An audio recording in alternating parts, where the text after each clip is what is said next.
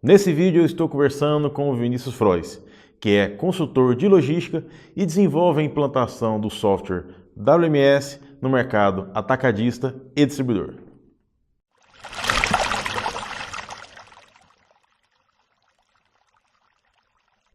Olá, tudo bem? Eu sou Anderson Alves da Prática Logística. Eu estou aqui nesse vídeo, que é uma série de vídeos da minha logística, onde eu entrevisto diversos profissionais. Mas, só para te lembrar, gostaria que você se inscrevesse no canal do YouTube, curtisse a página no Facebook e acessasse o site da Prática Logística, porque ela tem um e-book gratuito, onde você pode baixar apenas informação meu, ok? Nesse vídeo aqui, Vinícius, muito obrigado, cara, por estar vindo aqui conversar comigo aqui, contar um pouco da sua história, colocar aqui as suas experiências, para que a pessoa que está ali, no caso você, possa aprender um pouquinho sobre o que você tenha de experiência e resultados que você gerou, ok? Para iniciar esse vídeo aqui, eu vou contar um pouquinho do mini currículo do Vinícius, para a gente já começar um bate-bola aqui. O Vinícius ele é tecnólogo em logística.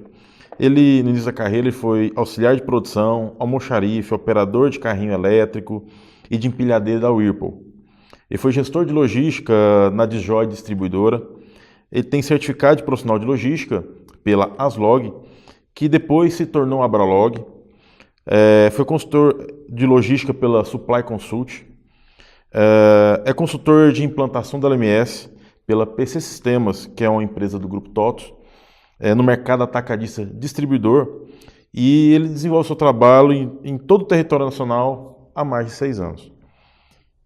Atualmente se atua no mercado de frios, autosserviço, medicamentos, perfumaria, alimentícios e materiais de construção. Muito legal, hein? Bem extenso o seu currículo, Vinícius. Bem, vamos começar aqui a nossa pergunta aqui. Vinícius, como eu posso ver aqui o seu currículo? Houve uma evolução na sua carreira, lá quando você entrou lá como auxiliar de produção e até hoje. Então houve uma evolução na sua carreira profissional. E queria saber a que se deve isso? Olá, primeiramente, é um prazer estar aqui com você nessa entrevista. Para mim poder responder essa pergunta, eu tenho que ir voltar um pouco na minha história, né? Quando eu comecei a trabalhar muito novo, com 14 anos, eu comecei numa loja de material elétrico, lá onde eu tive a felicidade de encontrar um mentor, né? Era um senhor de idade, que já estava com mais de 50 anos aí no comércio, e os primeiros dias, né, com um garoto novo, muitas vezes desajeitado, chegava atrasado, ele foi me dando algumas dicas, e em vez de enxergar ele como uma pessoa chata, né? Ficar pegando seu pé ali. Pegando meu pé. Então, eu captei a mensagem que ele me trouxe. Então, eu acho que o grande diferencial é de ter aprendido com ele, né? E não só nesse primeiro emprego, como no outro emprego, quando eu fui para a DJOI, né? Quando eu entrei na consultoria. Então, ao longo da minha carreira, eu tive vários mentores, né? Eu aprendi muita coisa com muita gente, né? Questão comportamental, técnico, né? Como se portar, desde a da vida pessoal, né? Então, eu acho que esse é o grande segredo, né? Mas o que você falou que tem os mentores. Mas dá um exemplo de que tipo de orientação que o pessoal te passou. Bom, vamos lá. Um certo dia, né? Inverno, a cama nos obriga a ficar aquecido, né? Cheguei atrasado, né? Então, seu Hélio, né, o senhor lá, ele falou assim: não, Vinícius, é o seguinte, primeira coisa, cara, tem que ser pontual. Tem que ser pontual. Não só... Mesmo no frio. Mesmo no frio, mesmo nas adversidades. Tem que ser pontual. Não só no horário que tu chega, mas sim nos teus compromissos. Isso eu levei muito a sério.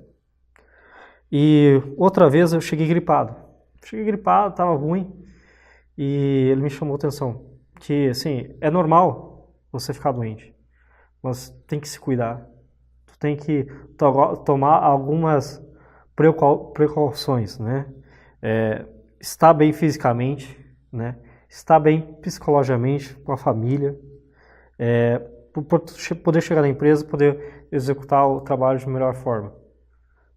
Parece meio banal, mas são pequenas coisas que ao longo do tempo tu vai vendo que realmente faz diferença.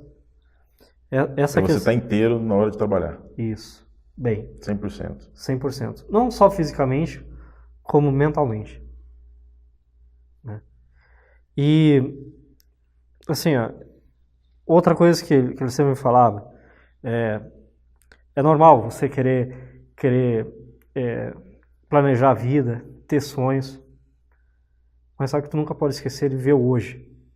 Executar muito bem o que você está fazendo. Ter foco em resultado. Lá nessa pequena empresa, era uma pequena empresa onde eu fazia de tudo. Cuidava do estoque, atendia o público nas minhas horas vagas, fazia serviço de banco, né? É uma empresa familiar. Empresa familiar. Então eu era o office boy, o contínuo, né? Lá no início, então, tudo que eu ia fazer, ele me falava, pô, cara, tem que fazer muito bem feito. Mesmo que tu vá lá limpar a vidraça da loja, mas tu tem que fazer um trabalho com carinho, com amor, né? Porque são esses pequenos detalhes que chamam a atenção. Entendi. Cara, você falou que trabalhou na empresa familiar, mas trabalhou na Whirlpool também, que é uma multinacional. Que lições que você tirou pela sua vivência por lá? Eu morava no Rio Grande do Sul, uma cidadezinha de 80 mil habitantes, né? Qual cidade? Santo Ângelo, noroeste do Rio Grande do Sul. Quando eu completei 18 anos, já estava fazendo faculdade, eu resolvi me mudar para Joinville. Vim com a mochila nas costas. Saindo de uma cidade interior, vindo para uma cidade maior, Joinville tem hoje 600 mil habitantes. Tive a oportunidade de começar a trabalhar no Whirlpool. O primeiro dia de trabalho me chamou muita atenção porque chegava 30 ônibus de uma vez. 30? 30 ônibus de uma vez. Só de funcionários? Só de funcionários. A empresa tinha mais de 5 mil funcionários. Então, um garoto de cidade de interior, né, chegar numa empresa que tem 5 mil funcionários, aquilo era assustador, né? E o tamanho da empresa. O tamanho da empresa é muito grande. E o que me chamou a atenção é que, apesar de ser grande, ter muita gente, todo mundo sabia para onde que eles tinham que ir, né? E o mais interessante que tinha o crachá. Então, eu só poderia acessar as áreas que meu crachá habilitava eu acessar. Então, o controle de acesso na empresa era muito bacana. Eu achava aquilo fenomenal, né? E outra coisa, na minha cabeça, 5 mil funcionários. Pô, será que ninguém se perde, né? Mas aí, porque ninguém se esconde ali. Se esconde, né? Não, deve ter algum jeito, né?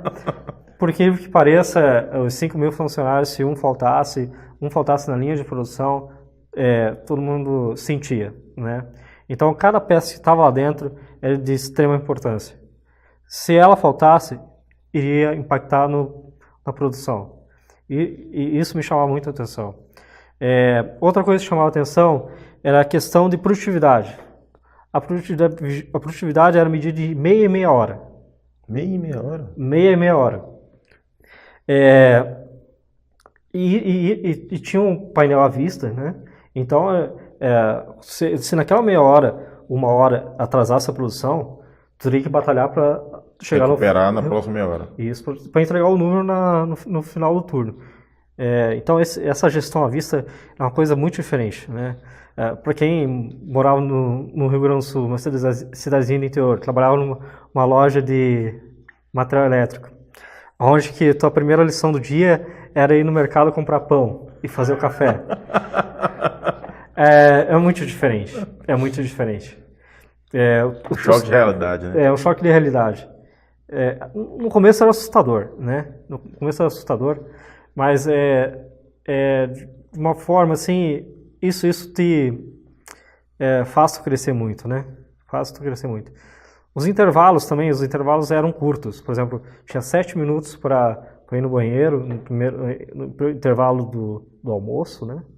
O almoço era de meia hora, então tu saía do engenheiro de produção, tu almoçava, e tu voltava. Então todo o teu tempo dentro da empresa era muito bem utilizado. Era muito bem utilizado.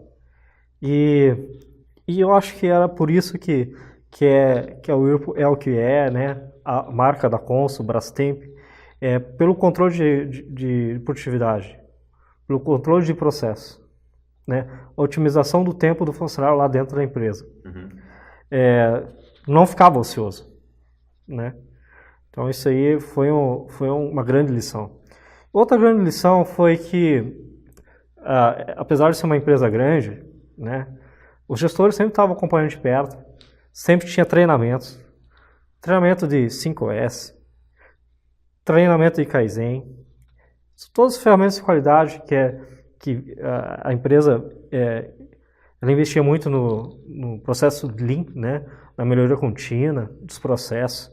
Então, todos os colaboradores tinham treinamentos, né, tinham cursos dentro da empresa, né.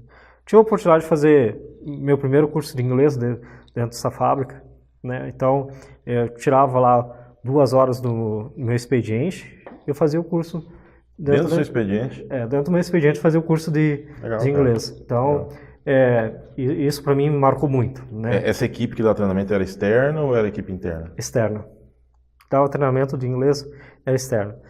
E os outros treinamentos, por exemplo, treinamento em empilhadeira, treinamento de segurança, eram todos externos, pelo Senai, pelo Senac, né, todas empresas contratadas. Legal. Então, a grande lição que eu tirei da Whirlpool é essa sensação de otimização de tempo e investimento no funcionário, na questão de treinamentos e cursos. Eu acho que isso foi fantástico aí para minha carreira. Fiquei lá 4 anos. 4 anos. Legal essa experiência por lá, cara. É bom que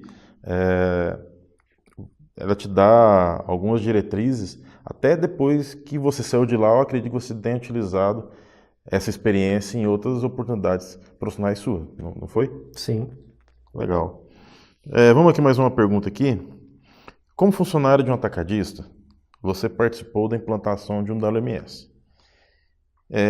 Quais foram os principais problemas aí que você encontrou no desenvolvimento desse projeto? Até tem uma historinha muito engraçada. Quando eu cheguei no distribuidor atacadista, né, vindo de uma empresa multinacional, onde que o teu tempo era otimizado, onde que os processos eram bem ajustados, quando eu cheguei no distribuidor atacadista, foi um choque de realidade. De novo. Foi um choque de realidade. Chegando lá, eu cheguei num momento muito tumultuado da empresa, então isso me chamou muita atenção negativamente. Primeira semana, assim, eu cheguei até a pensar em desistir. Mas aí eu vi uma oportunidade. Cara, aqui eu acho que é onde que eu posso entregar meus resultados, né? Quando eu saí da Whirlpool, eu visava um mercado onde que eu poderia mostrar todo o meu potencial, né, profissional. Uhum. E foi nesse meio, no meio atacadista, que eu vi a oportunidade. Cara, eu consigo trazer um pouco, eu consigo trazer melhorias para dentro desse mercado, né? Aí lá dentro desse atacadista. Tá. Mas assim, o que você teve de dificuldade? Durante a implantação? Durante a implantação. A primeira grande dificuldade, então, a primeira questão, falta de processo. Outra coisa funcionários muito antigos, então, eles tinham paradigmas, faziam aquilo já há muito tempo. Então, a questão de mudar produtos de endereço, né, fazer um agrupamento de produtos de endereço, então, isso foi muito difícil, né? Criar o conceito de picking, criar o conceito de abastecimento, e isso no início foi muito difícil, né? A implementação dos códigos barras, né? Implementação do coletor, no início chegou até a travar no início, mas depois com o andar do projeto, a gente conseguiu mobilizar a equipe e botar na cabeça da equipe que aquilo era importante, que a empresa dependia da implantação do sistema. Então, teve um trabalho muito forte na questão da cabeça da equipe, né? Quando esse projeto foi desenvolvido, todas as melhorias de processo foram feitas na implantação, no dia que virou a chave, ou teve melhorias, mudanças de processo algum tempo depois da implantação? No início da implantação, foram bem poucas melhorias que a gente conseguiu implantar. Uhum. A gente implantou o processo mais simples, né? Mais simples. Para a adaptação ser mais simples com a ferramenta. Isso. Porque já é um choque de cultura, quando tu não tem o sistema. E quando tu vai implantar o sistema e já mudando muita coisa, a chance de travar é muito grande. Uhum. Então, a discussão lá que a gente teve antes de fazer a virada é que a gente mudasse os processos gradativamente. Até foi bacana, uma colocação que o consultor naquela época colocou pra gente. Imagine que você está na escuridão, né?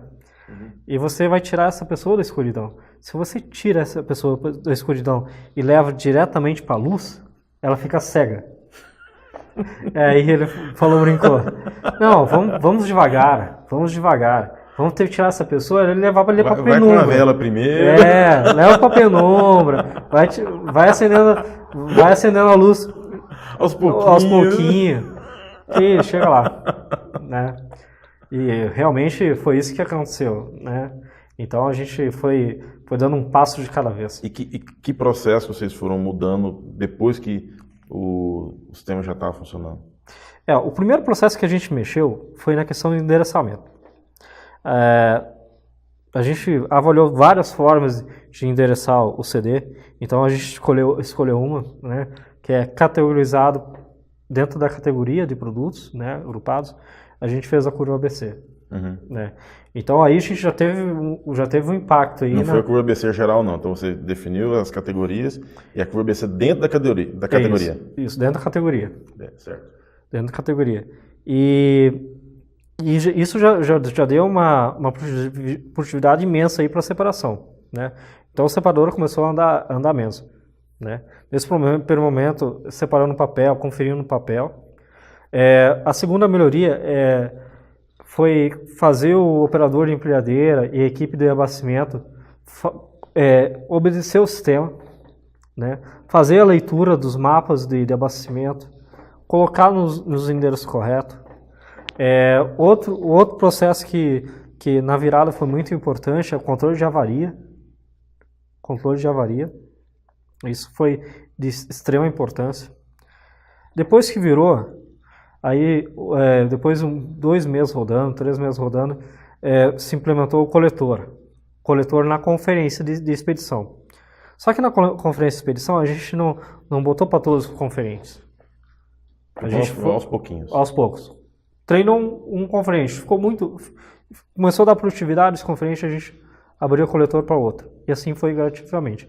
Esse processo a gente demorou 2 meses até todos os conferentes estar habilitado para conferir no coletor. E gerou assim quem estava com papel ficou ansioso por receber o coletor? Sim. A expectativa era muito grande, né? Mas assim, a gente sempre brincava, né? Não precisa ter medo. Tu consegue fazer uma ligação no celular? O coletor é mais fácil. O coletor é mais fácil que tu mexer no celular. Aí fomos quebrando paradigmas. Daí o pessoal foi pegando o coletor, vendo que não é um bicho de 7 cabeças, né? Uhum. Que é algo simples. Então, foi tranquilo essa transição, né? Foi tranquilo. E em paralelo também colocando o coletor aí na entrada. Então, esse foi o recebimento de mercadoria do fornecedor. Isso, recebimento de mercadoria do fornecedor. Né? Aí, né, com o tempo foi colocado o coletor para fazer inventário. Os primeiros inventários eram todos em papéis. Né? Aí a gente tinha um problema de digitação. A gente tinha problema de interpretação, né? Porque o pessoal tinha que escrever o nome do produto. Um parece com 7. Então isso resultava aí uma divergência depois do inventário. E criava alguns problemas, né? Por exemplo, fazia inventário e gerava saldos aí produtos que muitas vezes estavam inativos, nem existiam mais. E que acabava gerando uma insatisfação no cliente, porque saía para pedia no pedido e chegava a separar, não tinha e o corte. Então, e ao longo do tempo, assim, eu acho que depois dos 6 meses a gente conseguiu reduzir bastante aí a questão do número de corte e devolução de cliente. Até um número que assim, foi fantástico na época, porque tinha um número de 3%, conseguiu diminuir a 0,5%, teve meses... De 3 para 0,5%. 0,5%, 0,7%, né? Isso aí é de que? De devolução de cliente. Devolução de cliente. Devolução de cliente. Certo. Né? Então esse foi um dos números mais chamou a atenção. Outro número que chamou a atenção logo depois da virada, depois que fez todo o endereçamento, foi a questão da hora extra. Depois que a gente conseguiu ajustar a separação e a conferência, esse número de hora extra reduziu. Diminuiu para quase zero.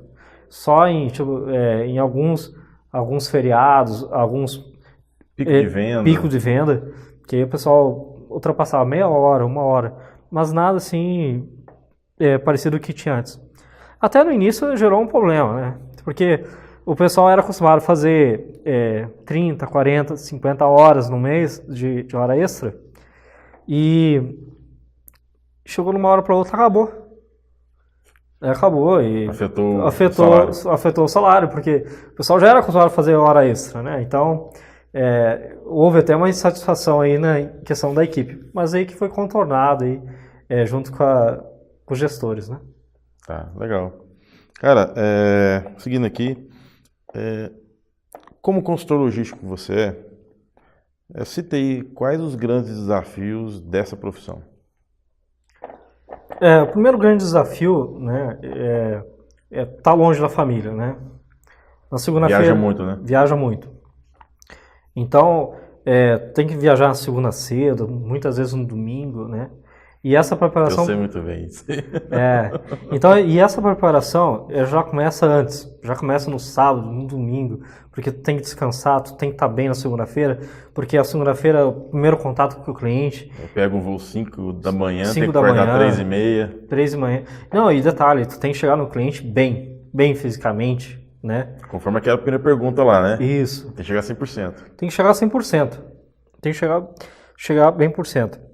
Então, isso requer um trabalho antes em casa já.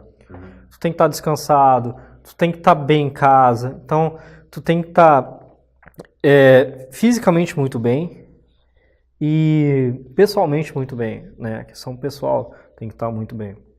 Então, tu tem que ter uma preparação. E a gente encontra muitos problemas, atraso de voo, né? Logística, porque às vezes quando tu chega no aeroporto tu tem que enfrentar mais 2 horas, 3 horas de carro, né? Então, a duração da viagem. Duração da viagem. Então a primeira dificuldade é a questão de viagem, porque toda semana tu tá num lugar diferente, né? Passando por dificuldades aí no transporte, né? O segundo é a questão do se adaptar no ambiente corporativo, né? Que você está chegando, então você é um elemento estranho, né? Então tu tem que ter uma leitura rápida desse cenário, quem são as pessoas, perfil comportamental das pessoas.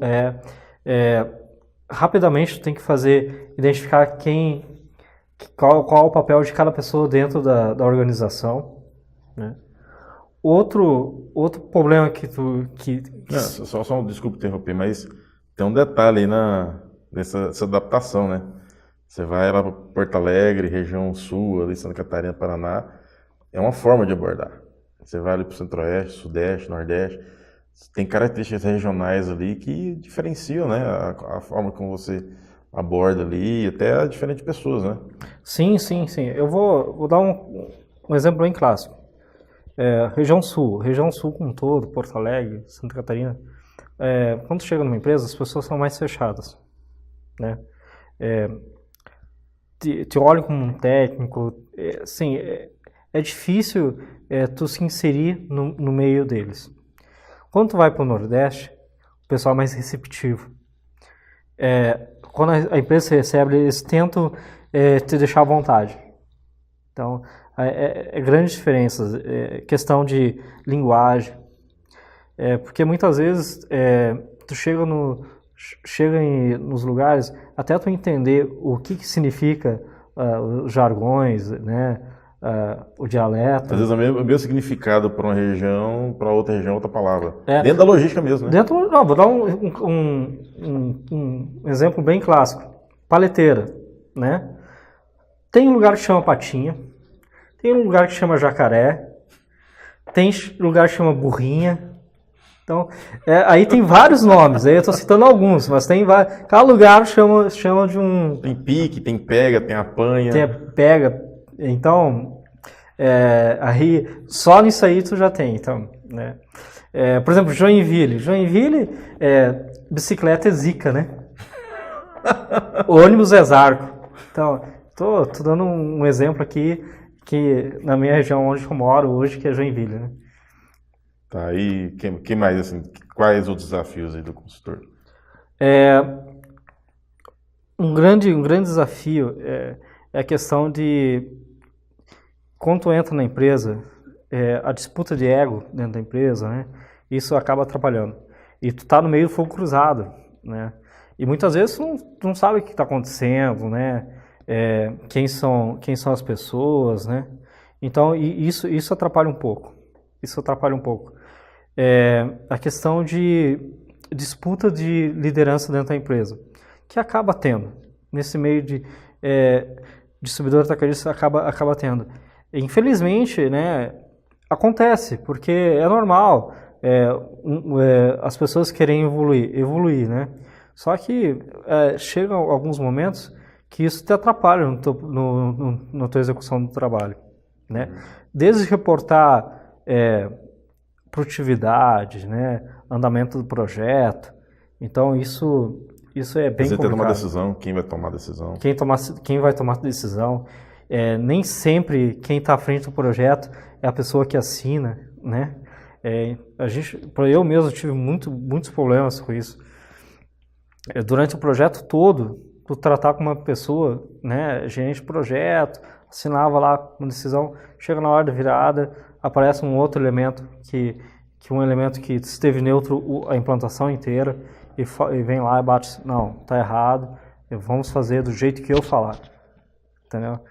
Então esses elementos aí que a gente acaba pegando durante a implantação, então isso é muito difícil, né?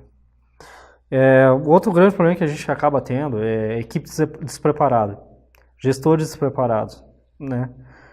Muitas vezes a gente chega na empresa, o gestor ele não está receptivo, a equipe não está receptiva. Eles encaram o sistema como algo que foi imposto a eles. Vai atrapalhar a vida deles. Atrapalhar a vida deles, né? E a equipe também é a mesma coisa. Quando você vem com o sistema WMS, a expectativa do dono, da diretoria, né, é que reduza a mão de obra, que os processos sejam otimizados. Isso na cabeça da equipe, vai ter demissão. Depois que botar o sistema, vamos cortar a galera. Então, mas não é bem assim, né? Muitas vezes é remanejado, até criado muitos postos de trabalhos novos, né? Até controles novos, né? Controles novos, né? E tu vai saber exatamente quem está produzindo e quem não está produzindo. Então, basicamente, o desafio do consultor já começa antes de ele sair de casa, né? Quando ele chega no cliente, poder se adaptar ao cliente, né? Trazer a equipe, né? Para que ela fale a mesma linguagem que você está falando. Então, é um outro desafio. Assim, né? A pergunta foi para ti, mas eu já até acrescento um outro elemento aí. Existe a comunicação, você transmitir uma mensagem para públicos diferentes, níveis de esclarecimentos diferentes, estão diferentes níveis hierárquicos da organização. Você vai conversar com o diretor, tem um nível de comunicação. Você vai conversar com o gerente, com o encarregado, é um nível de comunicação. E para o operador também é outro nível de comunicação. Então, esse é um ponto também que eu acho que tem que se adaptar conforme o público que você está falando. Assim, acrescentando também, porque eu me encontro também nessa situação, o embasamento técnico, teórico tem que ser bem estruturado, tem que ser tá bem sólido no conhecimento do profissional. Claro que ninguém sabe de tudo, conhece de tudo, mas também tem que ter um apoio, um respaldo, talvez no network, tal. Eu tenho dúvida, todo mundo tem dúvida. Então, talvez ligar para um profissional, um professor, um mentor, você falou, que possa ajudar aí o desenvolvimento desse processo. Tá? Tem mais algum desafio que você quer apresentar? Não, são esses desafios. Eu acho que só nisso, eu acho que já a vida do consultor já é muito desafiadora, já né? É muito desafiadora, né? Aí tem desafios aí que a gente encontra aí externos, internos. Resiliência, do cara saber apanhar ali, trabalhar sob pressão. Por mostrar exemplo, valor, garantir o valor pago a ele ali, mostrar resultado. saber se vender, né? Saber se vender é percepção, né? Percepção. Serviço é percepção. Serenidade no meio do caos. Porque é o seguinte... Tem cadeira voando, pessoa xingando o consultor lá. Porque é o seguinte, por mais que o projeto transcorra como planejado, de forma tranquila, seja feita uma virada tranquila, sempre há um nível de estresse, um pico de estresse, onde que as pessoas discutem, debatem. Então, aí o consultor tem que mostrar que ele domina do processo e que ele tem a tranquilidade e a serenidade. É ali que ele vai mostrar o valor dele. Ali que ele vai mostrar o valor dele. E ele tem que estar muito bem preparado para essa etapa, né? Ele tem que estar com uma equipe de suporte por trás dele bem alinhada, né? Os gestores têm que estar muito bem alinhados, a equipe tem que estar muito bem alinhada. Então, isso aí é um ponto crucial, né? Porque são nesses picos de estresse que muitas vezes os projetos são abortados. Num ponto de estresse onde que o dono bate o martelo e fala, não, cara, não quero mais saber disso, já me incomodei demais. Então, entre continuar no projeto e cancelar um projeto, há um limite muito pequeno. Então, é um detalhe que pode fazer toda a diferença. Um detalhezinho pode fazer toda a diferença. E o consultor tem que estar muito bem preparado, né, para poder mapear isso aí. Em que momento vai ter esse ponto crítico no projeto. Alto nível de temperatura e pressão aí que tem que suportar. Plano A, plano B, plano C, plano D. D, E, F, G. Então, tem que ter várias soluções. Isso já tem que estar mapeado. Por ponto de virada. Tá. Eu te fiz essa pergunta porque muitas pessoas que acompanham o canal já me fizeram.